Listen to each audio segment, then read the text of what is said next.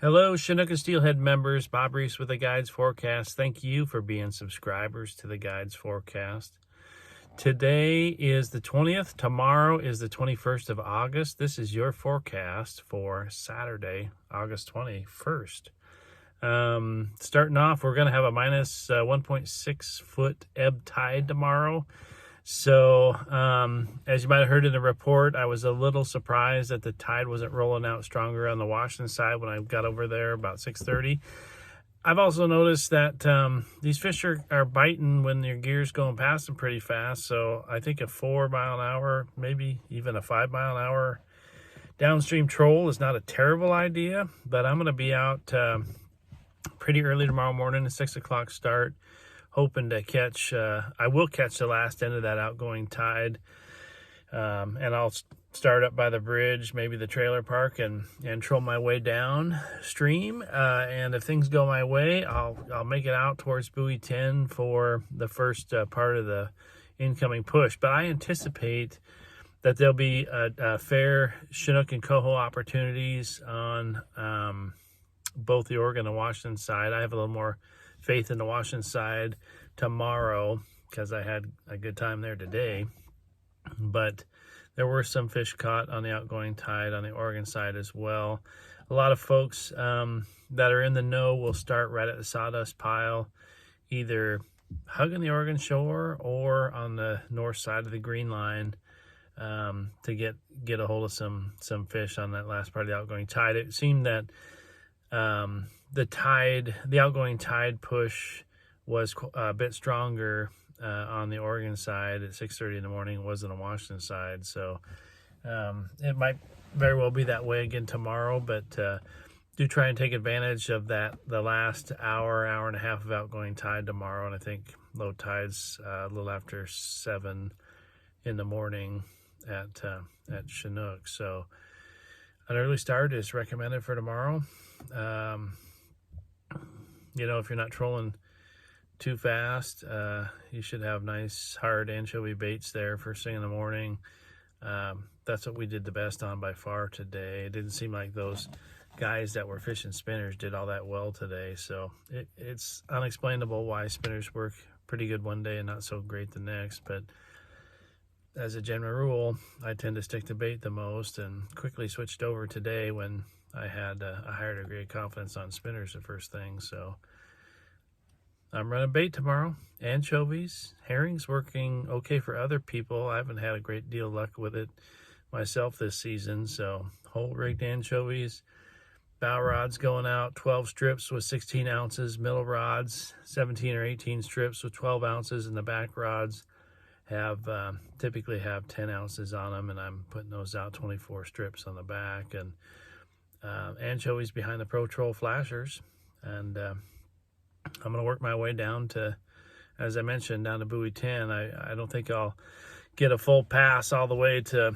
buoy 11 or buoy 10 tomorrow in the morning without the tide turning and starting to come in. But there'll be a little lull in activity out at buoy 10 until that first rip comes through there, and I have a feeling that there'll be a bunch of coho caught down there on the line tomorrow as well. Maybe a few Chinook, but it'll be primarily a coho show on that flood tide. And then, again, I liked what I saw today. The Hammond hover's an option tomorrow, 2 hours after low slack. They didn't do great there today. They didn't do great there yesterday, but there will be some fish caught. I was one of the early boats on the Washington Bridge hover today, and we got fish right away, probably close to 2 hours after the low slack at buoy 10. So those fish will come in early, especially if there's an abundance of coho like there was today. And as we got closer to high slack, trolled the deep water, that 60-foot stuff, just downstream of the high span of the bridge on the Washington side, and there was quite a few Chinooks in there. So we didn't land a bunch of them, but we hooked some Thule jacks. There were some bigger Chinooks that we hooked we didn't get. We lost a coho to a sea lion.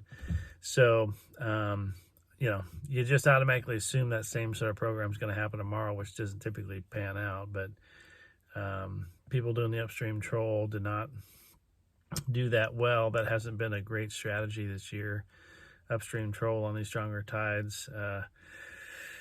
I have a history of having good fortune doing that, but it doesn't seem to be working out. The upstream Desdemona tongue troll has not been productive and traditionally isn't great for Chinook, not nearly as good as it is for coho. So, I don't think that's going to be a strong option. So, going to be mostly hover fishing for me. And then as the tide slacks out, do some what we call drunk trolling, which is just go zigzagging all over the place in circles and up and down, and try and keep your gear working between 2.5 and 3.5 miles per hour. Keep the 360 flashers thumping, and the bait spinning, and or the spinner spinning if that's your choice. But I'm going to stick with bait tomorrow, and hope that things pan out. So I think it's going on right now, if it's going on at all. But high tide in the anchorage there, probably from the buoy station at just downstream of Tongue Point to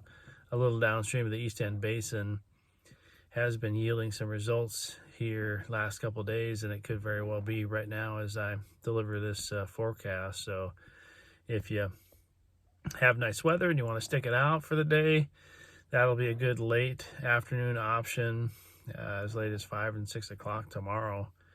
Running, it seems like you gotta let that tide run for a little bit before the Chinook starts snapping.